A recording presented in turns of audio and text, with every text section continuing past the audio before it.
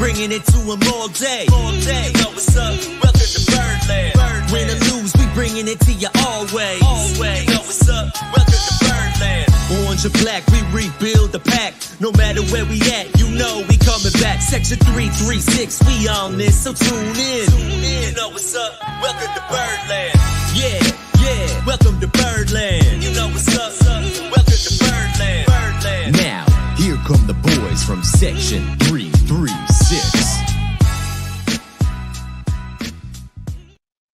Ladies and gentlemen, boys and girls, Baltimore sports fans of all ages, welcome to Section 336, Next Generation Baltimore Sports Talk. I am your starring host, Matt Soroka.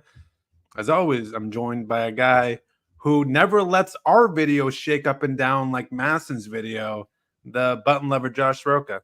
Wait, you mean that was you too? That wasn't just an earthquake going on down here in Florida? No, that was, I think, everyone who was watching the up and down screen. Apparently, the video was on a crane and the wind was making it blow. Right. But still, it's like, is it the first time they've ever broadcast a game from Sarasota? No. Yeah. And then I was like, well, why doesn't Jim Palmer or one of the announcers go and fix it? And I was like, oh, yeah, because they're in Baltimore. They can't fix it. Oh, I see. I didn't even put two and two together. You're right. They were in Baltimore.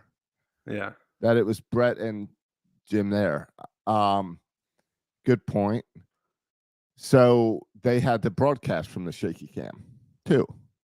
Yeah, because I was like, man, I could go out there and just hold my iPhone and get a better footage than what I'm getting on Masson right now. Yeah, it felt like if anyone tries to watch the minor league games when they just have the little crappy when it has field. Yeah, when it's got one camera. Yeah, it was frustrating.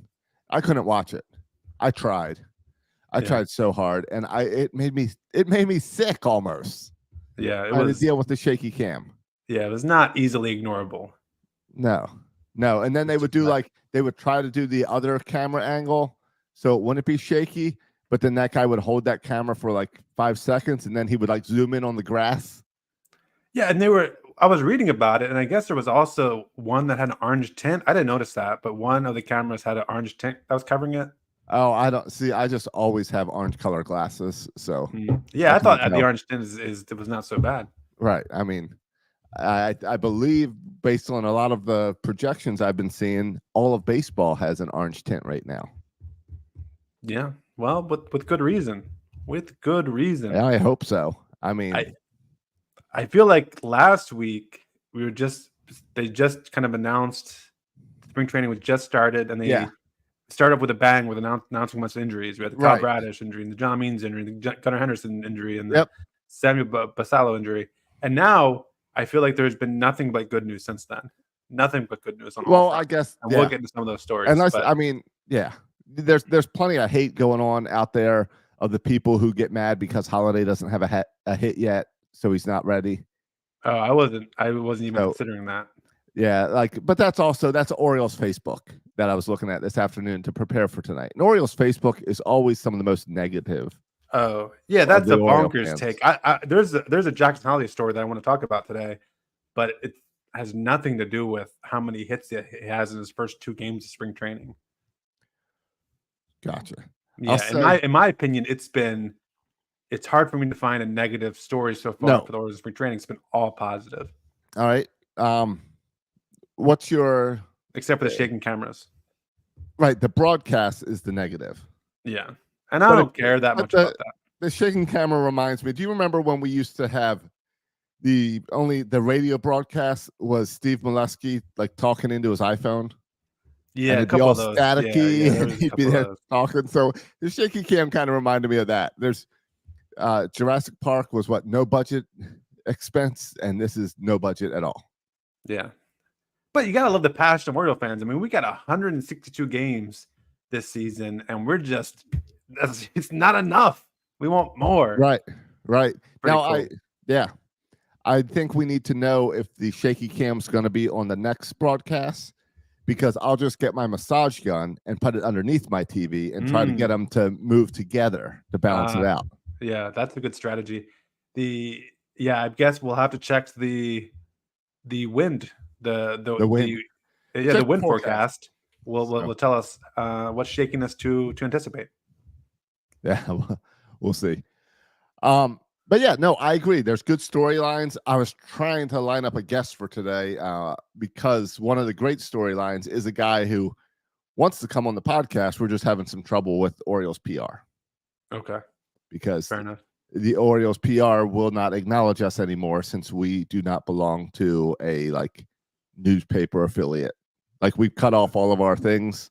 Right. Like we're not related to USA Today or Utah Street or Press Box anymore. We're our own thing.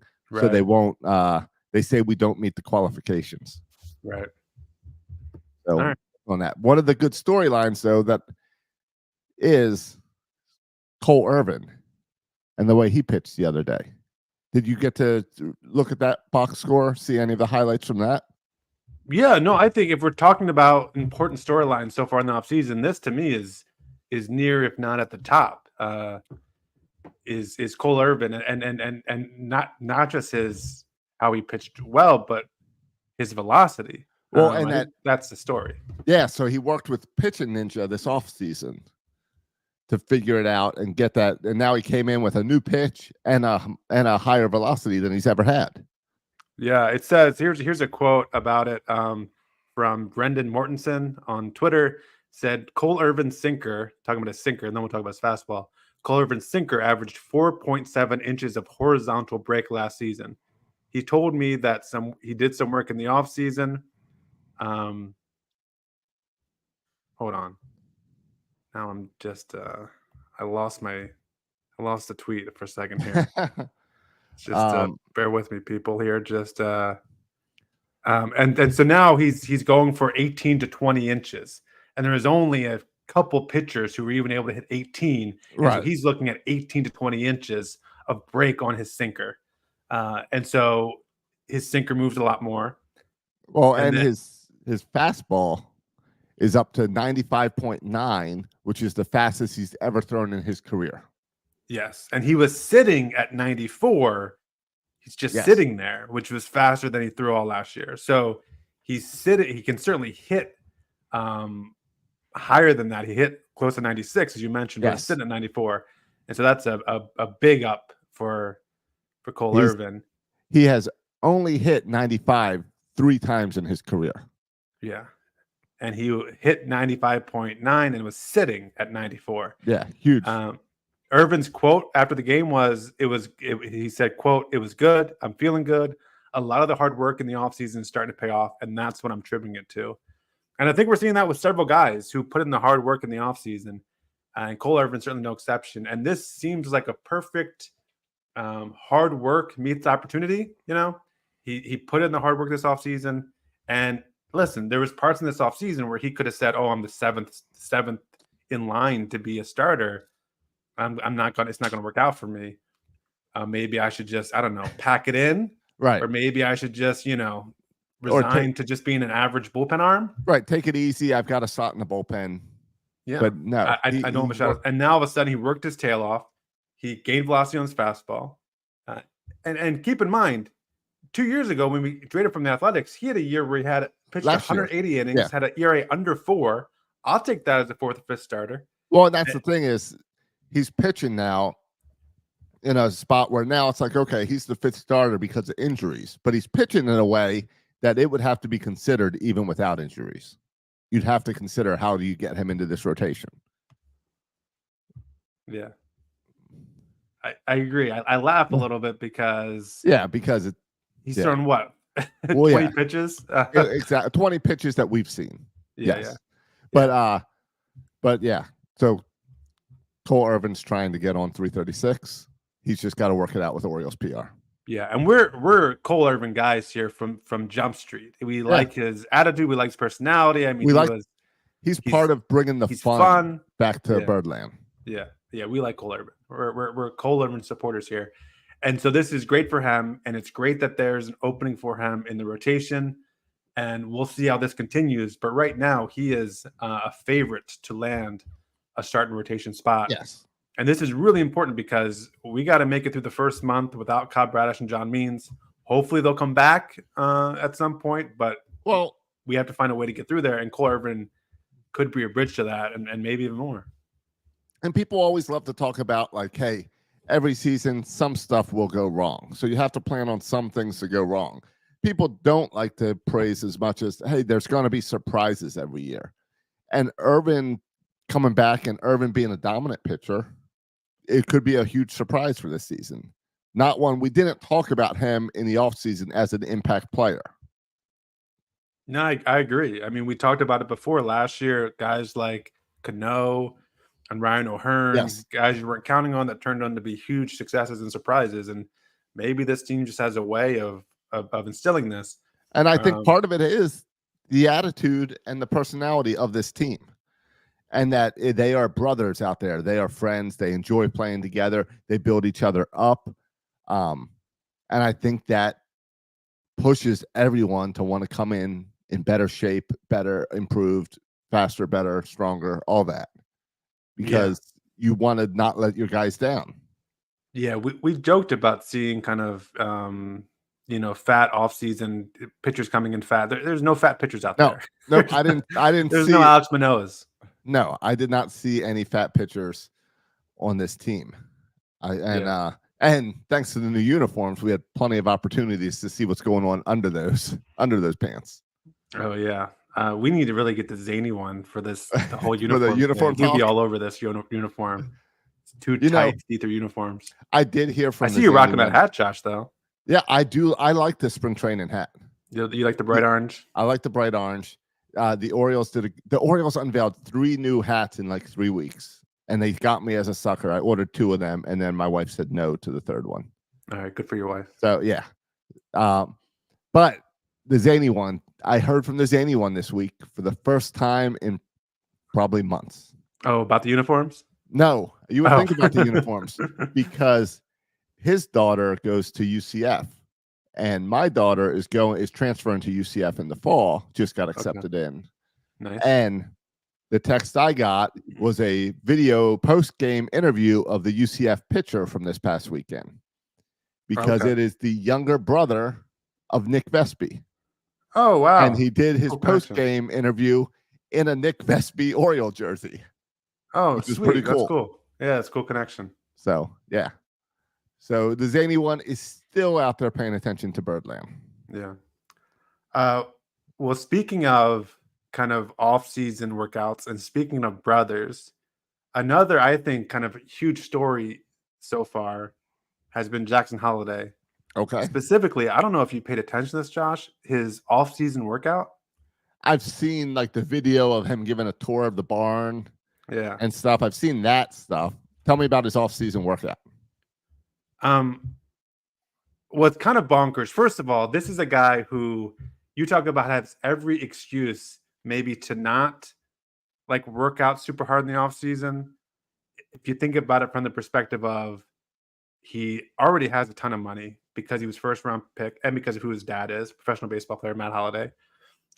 He already had coming off a hugely successful, overachieved all kinds of expectations in his first year. So again, I feel like he has every excuse to not try hard. And instead of that, he puts in the work. But first, he was on, so at the end of the season last year, he was on this radio show called Glenn Clark. Are you familiar with this guy? We've filled in a few times. I believe he beat us in the curling contest. Yeah. Made us eat lettuce. Yeah, we love Glenn Clark. And anyway, he was on Glenn Clark's show at the end of the season, and Holliday said this. Holliday said, I want to get stronger and faster and get better at defense and being able to drive the ball all over the park. He said, I keep hitting the wall, so trying to get stronger this offseason and being able to hit for a little bit more power coming up. All right, so he wants to turn those doubles into home runs. Josh, he said he worked out 6 days a week. He has and you saw his barn that they turned into a batting cage where him and his brother, and they brought in other prospects. Colton Cowser was out there working out. He got married too. Yeah. Jackson Holliday got married. And, that's its own workout. Well, yeah, that's his own workout for stamina, but they didn't get a whole mansion or whatever. They have a little apartment attached to the barn in this compound, Matt Holliday compound. Yeah. Now that's what you have. That's what you do if you're a rich kid. Why leave? You stay in the parents' compound. Yeah. If you go out on your own, like even with your money, you can't build this compound. So you stay at your parents' compound. Yeah. But he lives, eats, and breathes. The article in the Baltimore Sun was it was like eat, hit, sleep, or something. And that's all he did this offseason was lift. The numbers of his lifting, Josh, it says he added 10 pounds of straight muscle. He can bench now 315 pounds. He's a tiny guy too, isn't he? He can squat 455 pounds, and he can deadlift 500 pounds. I'm not a workout guy. I don't know. I'm not a lifter. I don't know what those mean, but those seems like some pretty darn big numbers. All right, and he is 6 foot and 180 pounds. Yeah, I bet he's now 190 pounds with that 10 pounds muscle. And 20 years old. And 20 years old, still developing his body. But I heard him talk about his workout in 6 days a week. Upper body, recover, lower body, recover, and like over and over again, 6 days a week. And then, of course, we know all the batting cage stuff and and they got all the technology in the batting cage too. So they would have like exit velocity contests to see who could have the best exit velocity. And so just straight working out his tail off. And so the story of Jackson Holliday this offseason is not his batting average. It's his workout routine and how he worked his tail off. And that's, to me, that's the type of Oriole player that's like I can't relate to at all because I would not have worked out like he did this offseason. But the amount of work you put in is just, says something about him, and he's going to be a freaking superstar. All right, here's his stats from where he measured himself in November when he started working out to February. Okay. His body weight went from 178 to 192. Right. 10-yard dash went from 1.85 to 1.61. Yeah, I didn't talk about it. He also wanted to get faster. He got faster too. He got faster. Box jump, he went from 46 inches to 51 inches. Okay. So he added 5 inches on his jump. Okay. No line drives going over his head at second. All right. His squat, 355 pounds, now at 425 pounds. Yeah, that's incredible for a few months. His bench from 220 to 250. Yeah. And his bar from 425 to 515. But that 250 is not even max because I got 315 for his max. That must be just what he reps with. I guess so. That's his 2-board bench. I don't know what those words mean. I don't know what that means either. But either way, I know it's impressive, and I know that's an impressive offseason. Yeah.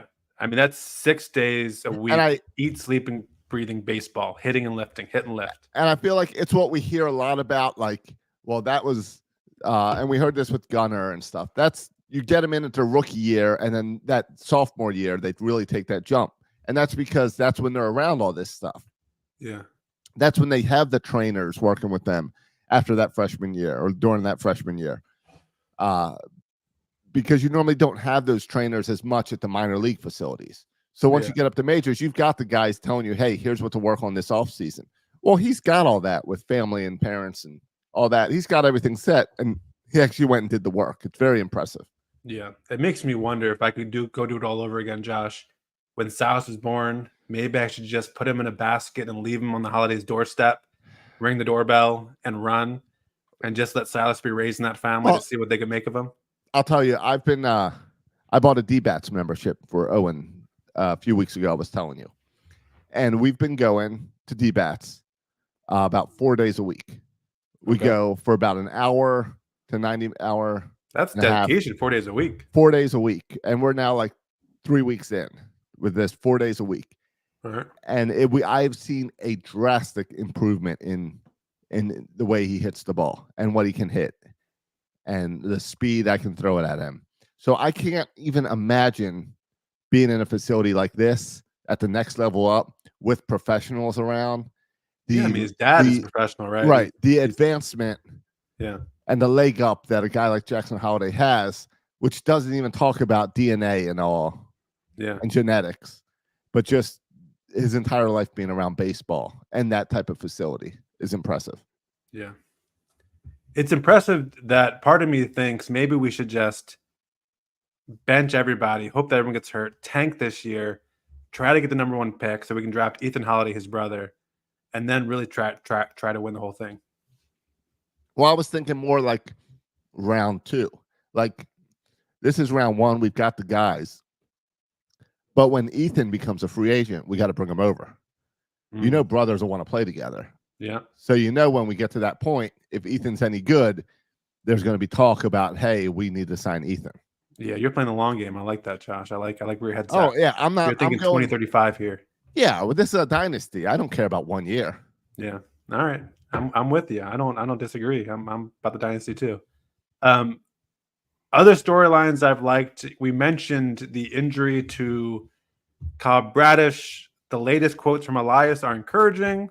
Elias said, quote, "Things are going well. We're extending his throwing on flat ground on a session-by-session basis. Early reads on the PRP treatment are very positive. It's something that will take some time, and we're not over the hump, but we're moving in a positive direction." That's good news, I guess, on Bradish. Yeah. No, I really don't know what these PRP treatments are. These they're like blood platelets, right? Yeah, but it's the platinum that yeah. No, the plasma. Plasma.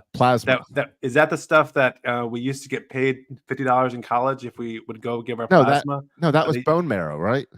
No, we would give plasma. All right. They would take plasma for blood, and if I knew my plasma was going to Cobb Bradish, I would have given it for free. I don't know how all this works. Okay. But I know that it's good news whenever it says he's progressing, and we haven't heard anything about surgery yet. Yeah. But I'm not. I'm still. I mean, we're still too early to tell anything with Bradish. Yep. Too early to tell there. John Means is still progressing. No setback. It's just that month delay. So that's nothing to worry about there. Yep. So it's just a waiting game. Yep. So that's good. And Gunnar Henderson took batting practice for the first time yesterday, I believe. So his oblique seems to be fine. And so that's good too. So all the injury news is good on that front. Yeah. So Rodriguez, we finally got to see Rodriguez today in a game. Yep. So he pitched 2 innings, gave up 1 run. Yep.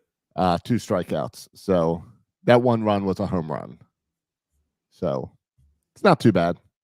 Okay. I liked when there was some video before the game started for the spring training games of like Oriole pitchers going against hitters. And then it always very conflicting for poor Facebook.com people. We're probably very conflicted. So it would say like, you mean like Cano looks really good, just struck out Jackson Holiday. And you're like, yes, this is going to be Cano's year. Right. But then you're also like, no, Holiday is overrated and he stinks now. And so it really becomes really hard if you're on Facebook.com when, you know, that you're playing against each other. Yeah. And yes. And even spring training in general is still it's also confusing because the road teams generally don't send their A squad. They send a B squad. And then when you're on the road, you send your B squad. So it's like Grayson looked great, but who did he play? He was playing against Tigers. Tigers aren't good, and then he was playing against the B squad Tigers. So it's a balance of we always talk during spring training about all these stuff looks great. But you have to kind of look at the individual performance, not how the team does as a whole. Yeah, no, it's absolutely true. You don't know who they're playing against, and though it is kind of fun to see. There was like some drop balls and some people turning double plays when there was no guy on second. Like if you watch some like spring training highlights, it's so clear. Like just during the regular season, everyone's just so good. Outside of Ryan McKenna dropping the occasional fly ball. Everyone looks so good in the regular season, but spring training, it's fun to see that they're human sometimes. I think it was the TV game where who hit? Was it Kowser that hit the home run, the walk-off home run? Yeah. Was it Kowser or Stowers? It was it was Kowser. I think it was Kowser. Yeah, and you watch him, the third base coach is like waving people around like he doesn't know that was just a walk-off. Yeah. So you see fun things like that during spring training, where it's spring training for everyone. Yeah, I agree. Other news, you mentioned Grayson Rodriguez in that televised game, in our first spring training game. Corbin Burns pitched, and he looked like a number 1 starter. Yeah, he looked exactly what we want. Exactly what we wanted from Burns. And it was nice. It's nice to see him in an Orioles uniform. Yeah. So that's great. The other, I think, interesting story to pay attention to in terms of, especially related to health, is looking at Dylan Tate. And Dylan Tate has pitched now in spring training, has looked really good. Here's a quote from Brandon Hyde on Dylan Tate. Brandon Hyde said, "Tate looks unbelievable. He feels great. He was a go-to guy for us a couple years ago and really established himself as a right-on-right late inning bullpen guy. We missed him last year, so we're hoping for the best, and we're hoping he can help us this year." And yeah, I think the back end of our bullpen is going to need some help. And if Dylan Tate is back to pitching like he did in 2022, I think that could, be very helpful for a back end of the bullpen that's trying to live without Felix Bautista this season. So great news by Dylan Tate, and hopefully he stays healthy this spring training, continues to pitch well, and makes that bullpen. I think that could be a surprise addition from someone who wasn't there last year. It's almost like getting a free agent signing in Dylan Tate because he wasn't there last year. And now he's there and hopefully can be back to his elite self, or at least his really good self. Yeah, a guy that we've kind of written off. So I'd love it. I'd love to see him back, especially when we know we're going to need him in this bullpen because of our rotation being a little delayed. Yeah, I didn't even think we were going to offer him a contract after he didn't pitch at all last year. Right. But apparently it was just injuries, and now he's back and completely healthy. So, yep. All right, that's good. Did you see also this week, Austin Hayes was out speaking about how he is hoping to get an extension and would like to be a lifelong Oriole? It's who wouldn't? I'm sure everybody would. I mean, I guess part of it is, it speaks to the future of this team, but it's one of those things where it's like, you never hear that. It's been so long since we've heard that. Yeah. And now people are having fun and want to be on this team. Yeah. Did Santander say something similar? I am not sure, but it wouldn't surprise me.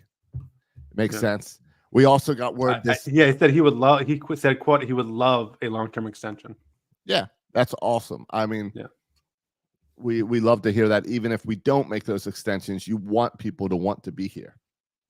Yep. And not just because, hey, my kids are in school here, I don't really want to move them. No, I mean, so these are Austin Hayes would prefer to have his kids are in Florida. Right, exactly. Also, we got word, was it yesterday, where Major League Baseball came out and said that they expect to have the deal done for the Orioles sale by April?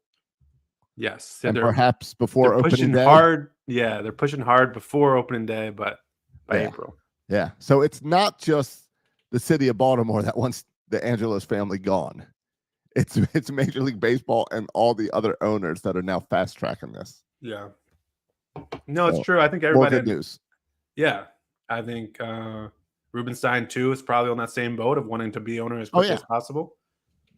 And so, I think next off season could be very interesting. I don't think, maybe he's not in control enough to really pursue extensions with Gunnar and even Austin Hayes and Santander if they want to go that direction. Well, I mean, if the deal's done before opening day, then that's a mid-season discussion. If the deal's done before opening day. But I would assume the new owner has to be in place for you to have those higher level negotiations, no? No, but the new owner is supposed to be in place by opening day. Right, but I'm saying But then I mean spring training will be done. I'm saying before the season starts to get stuff done. No, I think we will get that stuff done. I think July, August timeframe, those get done. Right. Yeah, right. Not before the season starts. You think during the season? Sometimes players only can negotiate during the season. I know, but I think the Gunnar one, the only tricky part about the Gunnar one is that his agent is Scott Boras. Right. So that makes the Gunnar extension tricky. I mean, just look at how right now Boras clients are still just hanging out there. Yeah. So that one makes it tricky. Santander, I don't know. That could be. He's an attractive trade chip. Yeah, so, that one's tricky because we have so many young guys. Kauser and Kerstedt and Stowers all kind of competing for outfield. that doesn't include Enrique Bradfield Jr. too, which is Right. a step behind them. Right. So I don't think, if I was to bet, Santander is probably more of a midseason trade than a midseason extension. Trade for what? I don't know. What do you need? Trade for prospects? I don't know. What do you need? I don't know. See what injuries happen this season or something. See what goes wrong. Because you're right. It's what do you need? You don't need anything. And it's a weird place to be. I mean, you need a veteran power hitter named Anthony Santander. Yeah, that's what I would argue. I guess so.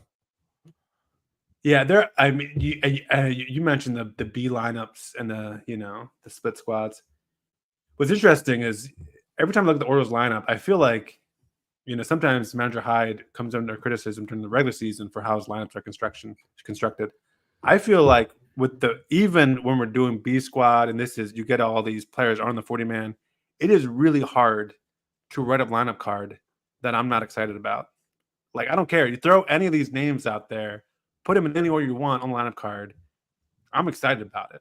And so I think that shows how the depth that we have with these guys, that you can almost arrange the lineup however you want, throw any of these players out there, and it's going to be a lineup I'm excited for.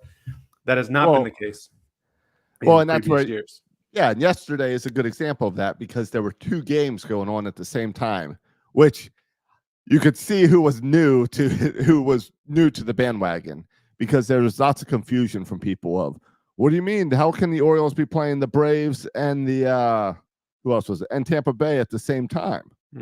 What's going on? So, but you had one lineup, which was McKenna, Santander, Westberg, O'Hearn, Kerstead, Holiday, Stowers, and Perez. And that's a perfectly fine lineup. There's guys in that game that you want to watch and see. Yeah. And then you flip over to the Tampa Bay lineup where you've got Mullins, Rutschman, Hayes, Urias, Mayo. Mayo's off to a really good start in spring training too. Matten at shortstop, Hillard at DH, Nevins at first base, Kowser in right field. And that's like, there's a couple guys where it's like, hey, I've never seen Matten before, so it was interesting to see his line, and Hillard, interesting to see those guys' lines, but still, it's like, it's pretty cool to have all these players out there that we can be excited about. Yeah. I mean, it's, as we get into it, there's just going to be so many interesting battles. I think the pitching is almost, through injuries, that's kind of taking care of itself, right? Like, it seems to me it's going to be Tyler Wells and Cole Irvin, unless something else out of the ordinary happens. But it seems like they're in the running for those two spots. Yeah, it'll take someone else having an excellent spring training and them falling off for something to change. Yeah, and I don't think it's a go sign Snell, go sign Montgomery type. No, that's not happening. Nope. I don't even think it's a go trade for Cease. I don't think that's happening. No, I don't think you bring anyone else in. Right, I agree. I think you can reevaluate at the trade deadline. Sure. But the position players, Josh, I'm letting you know right now, this is bonkers. This is going to be bonkers. The races for infielders and outfielders. There's just not enough spots for all these guys. And so if you just look at outfield, let's just let infield alone, because infield's a whole nother mess if you add Jackson Holiday in there. Let's just take outfield, which you might think, okay, outfield's a little bit better. Well, you have your three starters with his Santander, Cedric Mullins, and Austin Hayes, and so they're locks. And then you have a fourth outfielder. Well, who's your fourth outfielder? Here are your options. All right. Colton Cowser, who hit the walk-off. He's looking really good. Kyle Stowers, who has some major experience. Highly regarded prospect. Ryan McKenna, who I kind of like a little bit now. We could call him a veteran. That veteran leadership. And I like him off the bench. Yeah, I like him off the bench. He's another center fielder. I like that. Yep, can play center field. Heston Kjerstad. We all know he prolific power. Got a cup of coffee up here last year.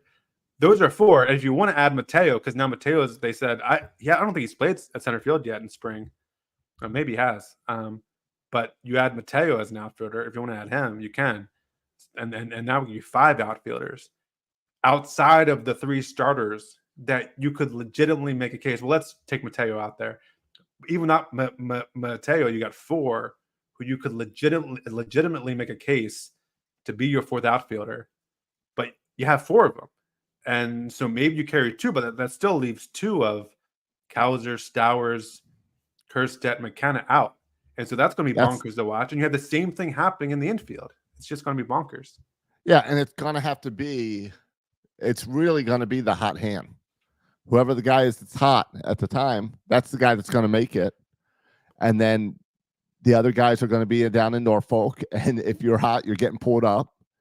And it's going to be a little bit of the Norfolk shuttle, I think, but on the other side. Yeah. Not pitchers. Like our pitchers, hopefully, is more stable. And I wonder if, and now this is where stuff gets complicated, and I would need to kind of pull up all the data. But, this stuff becomes about options. Yes. And, like, for example, I don't think, like, I know Kerstedt, Stowers, Cowser, they have all of options. Right. But I don't think McKenna has options. I don't think McKenna does. Right. And so do you keep McKenna just so you don't want, because if he's out of options, then you have to kind of DFA him and send him to and other teams have a chance to pick him up. If you send him to the minors, got to clear through waivers. So do you risk that and another team getting him, or do you kind of roll with Ryan McKenna because he doesn't have options and you send the other guys down because they do have options? It's going to be interesting to watch. And similar discussions around the infield, right? Like maybe you think you can make an argument, right, that the guy who is kind of the worst of those players is Ramon Arias, right? If you want to keep Henderson, obviously, Mountcastle, obviously, Ryan O'Hearn, obviously, Westberg, if you want to keep Westberg, if you want to bring up Jackson Holiday and keep him, well, maybe Ramon Arias is the guy who's kind of who gets a short straw, but Ramon Arias doesn't have any options either. And so you ask yourself, What do I want to lose, Ramon Arias? Well, would it be better off sending Jackson Holiday down because he has options? Or Jordan Westberg because he has options? Do we trade Urias or McKenna, one of these guys, before the season starts? It would make sense to me. Again, I don't know what you need. You could argue, well, you could use some bullpen harp. Cash considerations. Yeah. Or maybe, how we made that trade in 2022 for Cole Irvin, and kind of as that 6th starter, that depth piece. Maybe this injury says, well, maybe we could use another good kind of 5th starter, and so you can pull up a trade for someone's 5th or 6th starter. I guess it's kind of wait and see. I haven't seen any other teams come in with major injuries or anything. Yeah, well, that's the other thing too, right? This is a moot point if we get 1 injury or 2 injuries, right? All of a sudden, this depth is a huge advantage. Yep. So Urias is 29 years old. He earns $2.1 million this year, and he's under team control through 26. Right. And obviously, he can play second, short, third. So he's listed on MLB trade rumors, but it's also noted that there is no rumors of the Orioles shopping him around, so they're not trying to move him. But if someone needs an infielder, you're gonna call the Orioles. Yeah. Well, and the other thing that I wonder about is I think Hyde and Elias have shown that they value veteran leadership. Yes. Right. In past decisions, whether it's Theodores or the Frazier, they value veteran leadership. So I don't think they want to say, well, let's get rid of Santander. Let's get rid of Austin Hayes. Let's fill it with rookies. Let's get rid of Mateo. Let's get rid of Urias. And let's fill it with rookies. I don't think he wants to run it because you could run on a squad with Kobe Mayo and Jackson Holiday, and maybe they'd have more potential, but you would lose that veteran leadership that you get from these older players. And I don't think they want to do that. Yes, but you could also argue that going into the postseason last year adds experience to these young guys, and that we have a lot of young guys that now have postseason experience. Yeah, still, I don't disagree with you that we have, and now Adley Rutschman has been there, right, a couple of years. So it's Gunnar Henderson. So you have those presents there that have been there and kind of gone through it, where you didn't have those a couple years ago. Yeah. I mean, I can see that, but still, I think you value the veteran leadership. I just think if you just do the math, right, you don't need to be a math genius. I just did the outfield. We can have a similar It's discussion for the infield. Just do the numbers. There's more players than there are spots for these players. It's just it's just really going to be really interesting to watch how it plays out. Yeah, and they haven't cut anyone yet. At what point isn't it about that time where we start to see guys let go from not cut but sent to trying to whittle down to that 40 man or whittle down to the 26?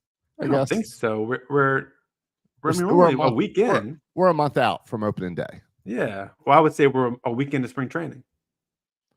We're like 2 weeks in. How many games have we had? We have had 4 games, 5 games? Yeah, but spring training started like a week before that.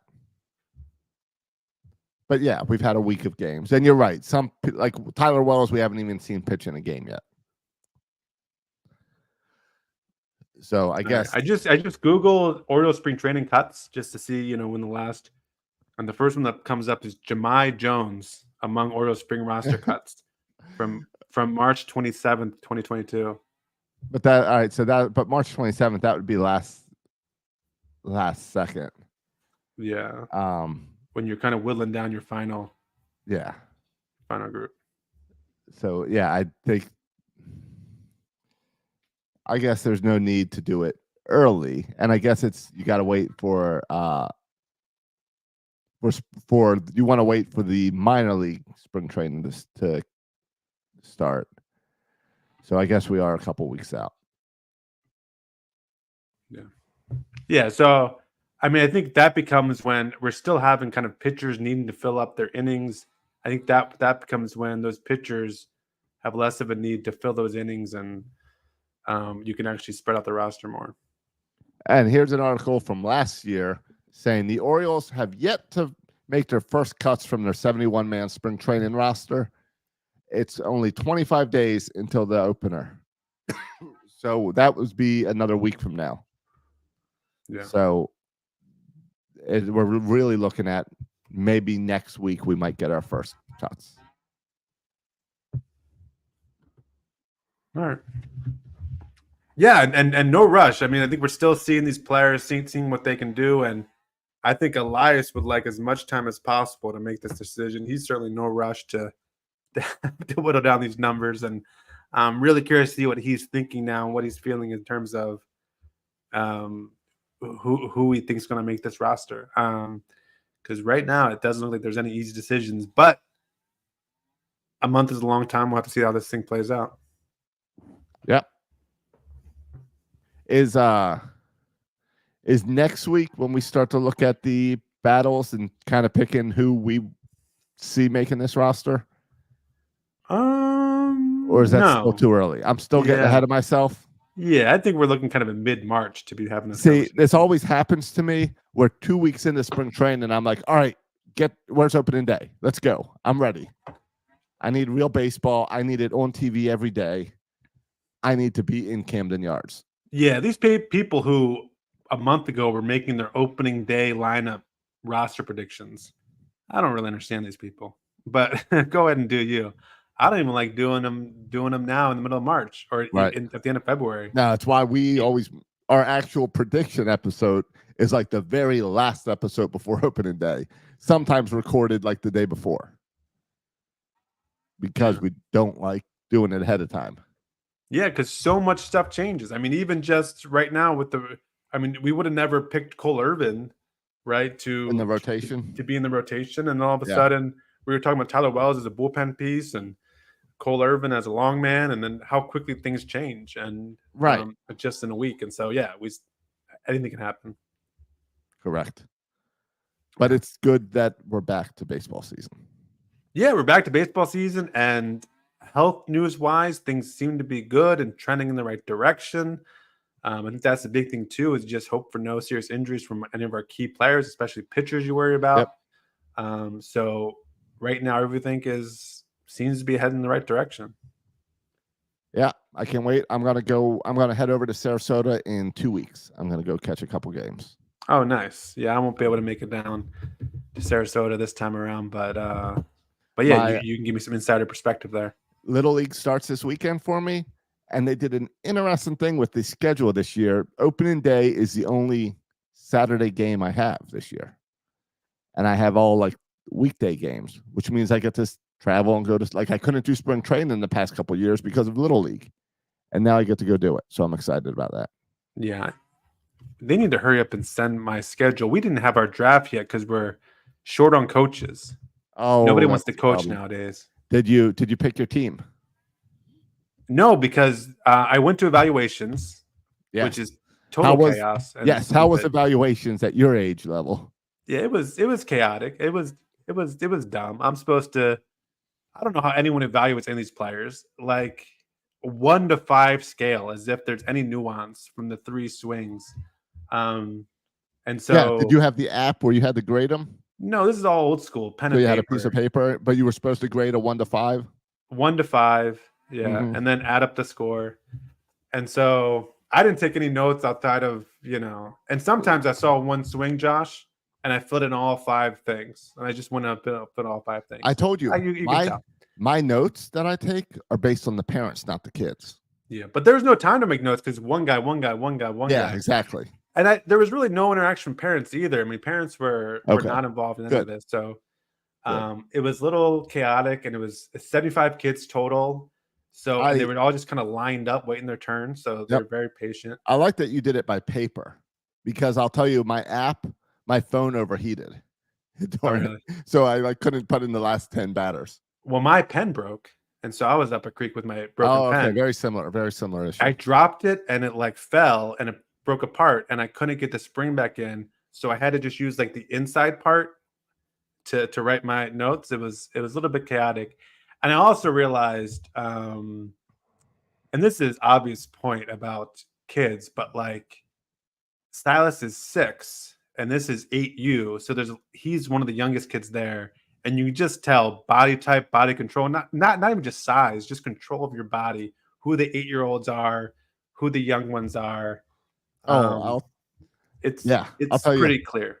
Well, it's that way for at least boys all the way up. My son played 10U basketball his off season, just finished up, and their last game was against a 13U basketball team for some reason.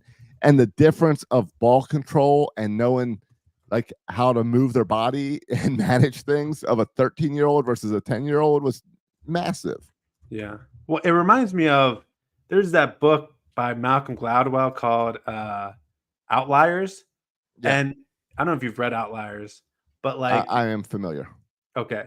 One of the opening chapters talks about hockey players, and he argues that to be a successful hockey player, your chances of being in the NHL are greatly increased depending on the month you're born. And he lines it up to the oldest kids in these leagues, in these 6U, 8U, 10U. The bigger kids. Are the bigger kids. Therefore, they're the best in the 8U, 6U. They get more attention. They get better coaching. And they go on to be the best NHL players. So he lined it with the month. And I thought, well, that's a little bit much. But now seeing it, I could totally see how Silas is born in June. If he was born in July, he would be at T-ball again. Right.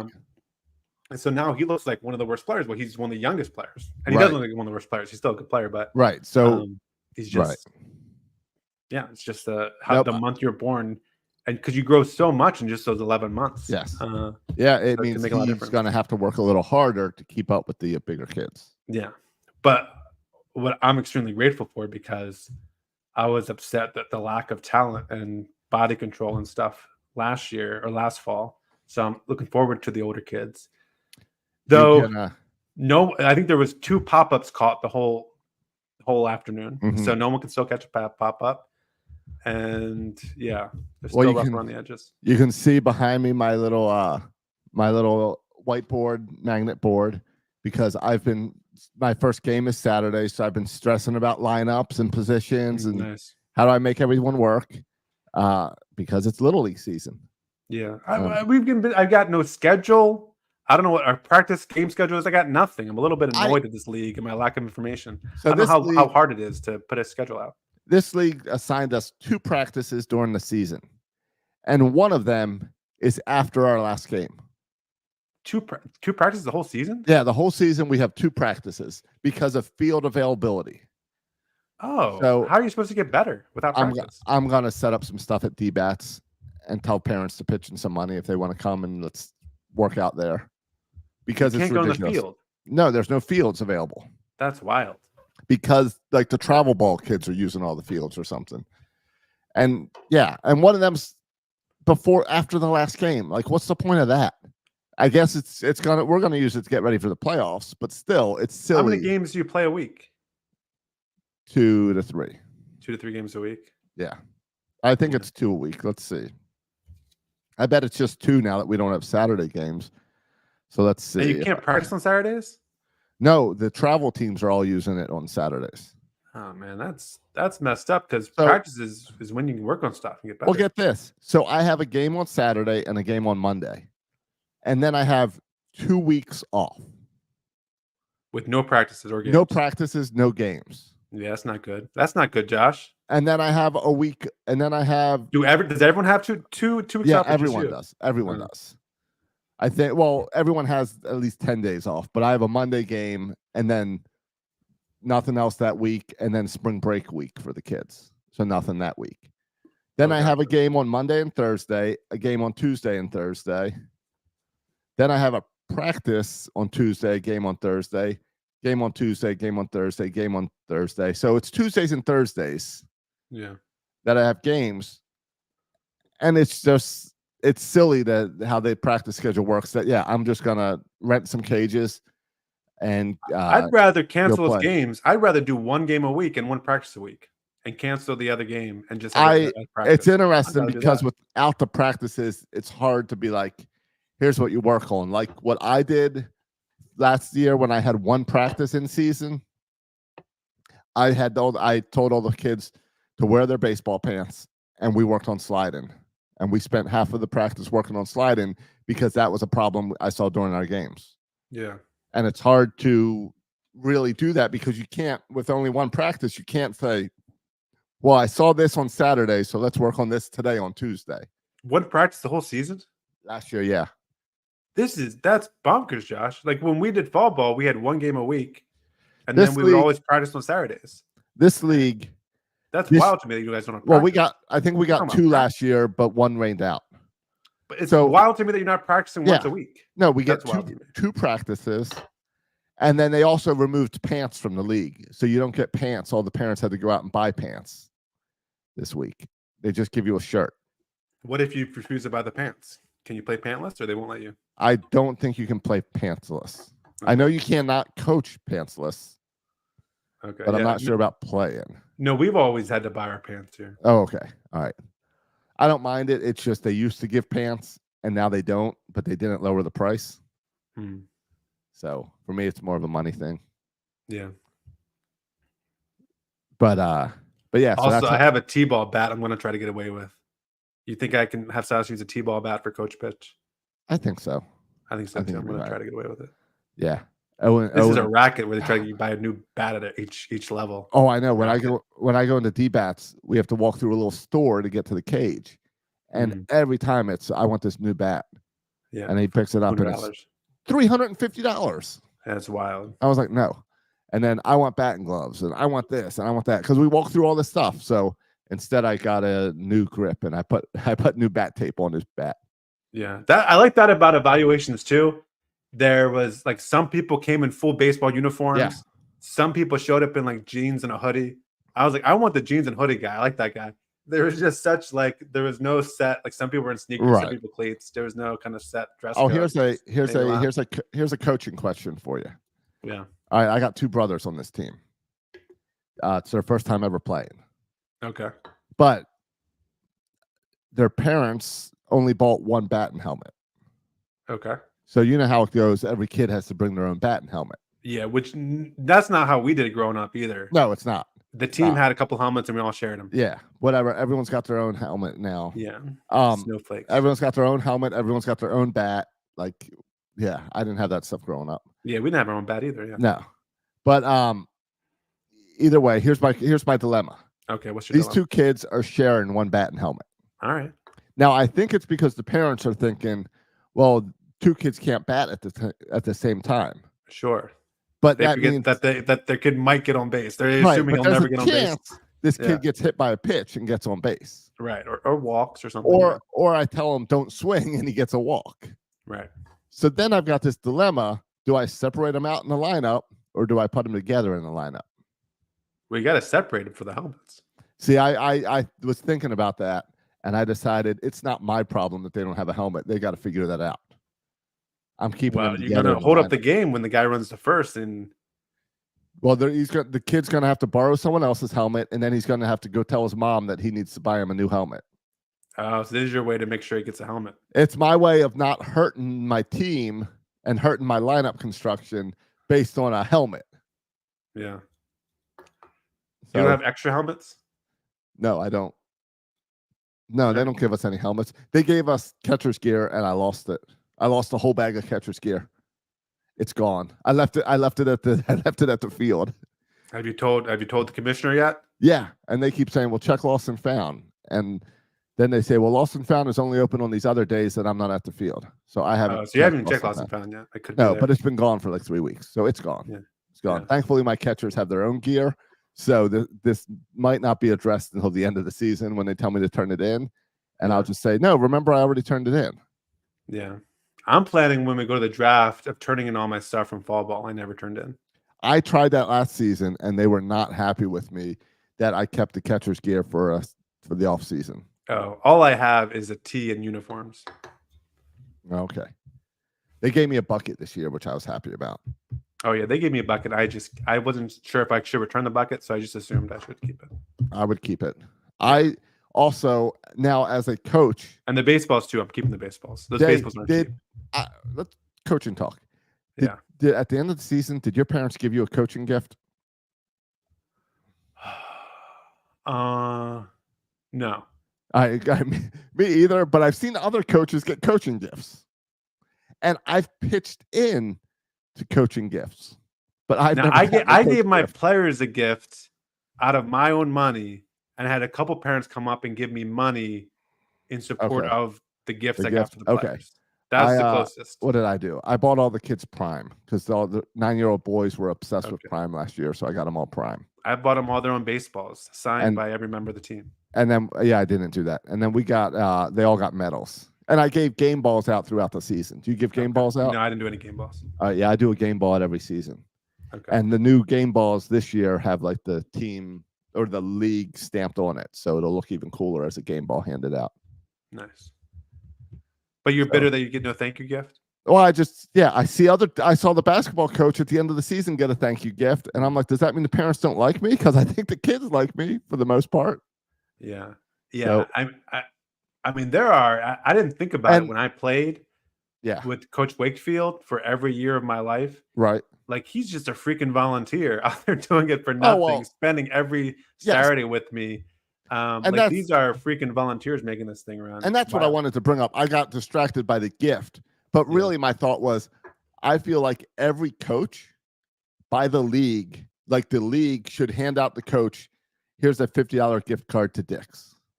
Like go buy, because we always spend our with own all money. The money you're making from travel leagues. Yeah.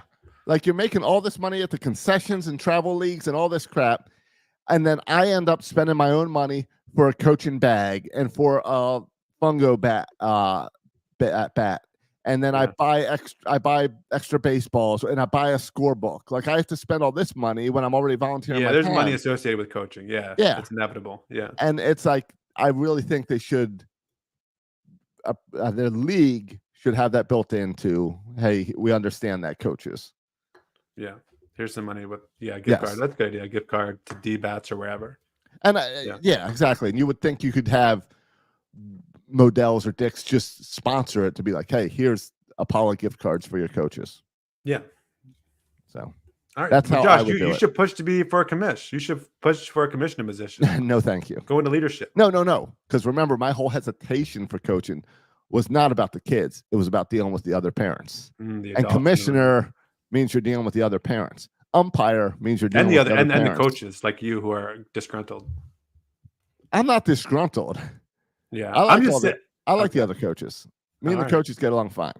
Really? But yes, all the coaches are disgruntled.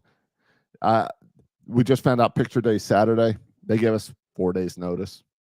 Yeah, that's what I still don't know the schedule. So I'm ticked at my commissioner not even telling me. We're all ticked about the practice schedule. They're changing some things with the umpires. No, coaches are disgruntled and complaining. Right. But yeah. All right. Good Little League talk here to end the show. I mean, hey, it's Little League season. As we get through spring training, you're going to get some Little League talk. Season. Yeah. And I told you pre-show, I'm going to go see the Bananas on Friday, get my baseball fix there. So next Monday, I'll have a nice recap for you with Little League and Bananas. Maybe we'll even talk Orioles. Yeah. No, I've been going to my fair share of Mercer baseball here, so I'm getting my fix in too. That's right. You've sent some pictures. Yep. So you're getting college ball in. Yep. Absolutely. And we got a good squad this year. I think we're 6-1 right now. We're rocking it. That's awesome. I don't know if we're UCF territory. I don't know about that. I don't even know what UCF territory is yet. I don't know how their baseball team is either. I don't know. But they're an awfully big school with a lot of students, so I assume they're pretty good. And the Zany one probably has a jersey by now. Oh, I'm sure he has more than one. Yeah. I've also been busy over on Birdland Sports, like always, getting new shirts up and going, and shipped a bunch out this week to get ready for the new season. Matt, here's one of them, a new Birdland text in the Friends font. So, it's speaks to that 20-something girl. Yeah, yeah. Just like this Taylor Swift inspired. Oh, nice. That kind of looks like a throwback type shirt. Yeah, so it's two little throwbacks, and that really speak to the trends now of Friends and Taylor Swift. But then I've got one with more of an RBI baseball inspiration. Oh, cool, yeah. Showing off our rotation this year, well, our projected rotation when everyone's healthy, along with that amazing Aaron Boone quote of that could be a bit of a problem. Well, I like that. I like that RBI shout out too. That's cool. I like that. So those were 3. I just got samples in today that are up on the site. Everyone should be checking those out. Yeah, definitely check out that RBI shirt. That's cool. All right. And while you're at it, while you're on the interwebs, go and leave us a review on podcast or wherever you listen to this thing. On podcast. The Apple Podcast app? Yeah, isn't it just called? I think it is just called podcast. Podcast. I think you're right. It just sounds silly how you say it. All right, or Spotify, wherever you listen. But yeah, and spread the word. Share on social media, share the videos and the TikToks and all that as I put out clips of our show, because we want to grow this thing. And we took out all the ads. So now you can pay us by just sharing about the show. You don't need to listen to the ads. That's right. Just share the show, write us a review, and we're good. And you're a true coconut. Appreciate you all. You can follow us on X. You can follow me at Section336. You can follow Josh on X. At Josh Soroka and at Birdland Sports. I guarantee none of the other Orioles podcasts have Little League talk. That's absolutely true. I don't know if that's a selling point or not, but it's true. I believe it's a selling point. Okay. I think it gives away our age and maybe the age of our listeners, right? This is Little League talk is for people of a certain age, I think. I think it lets you into our family.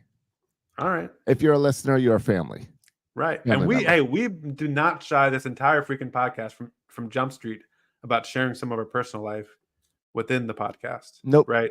In terms of life events and moves and just our happenings. All right. That's always been a part of the show. Yep. Having kids, it's everything. This is our life. Yeah. And we're at Little League now. We're at Little League stage of life. Exactly.